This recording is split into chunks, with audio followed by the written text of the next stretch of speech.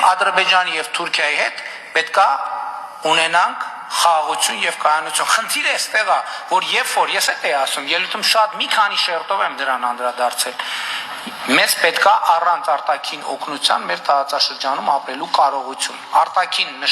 նշանակում արտաքին, կապ չունի հյուսիսային արտաքին, թե արևմտյան արտաքին։ Մենք պետքա ունենանք պաշտպանունակ բանակ եւ մենք պետքա ունենանք խաղաղություն։ Հիմնված լեգիտիմության, փոխկապվածության, երկարաժամկետ կանխատեսելիության վրա։ Այդ է մեր Ադրբեջանի բանակը ցավոք սրտի հզոր է մեր բանակից 2-ից 3 անգամ։ Թուրքիայի բանակը հզոր է ցավոք սրտի մեր բանակից ավելի քան 20 անգամ։ Որևէ մեկի մոտ կասկածներ չկան, որ Ադրբեջանը եւ Թուրքիան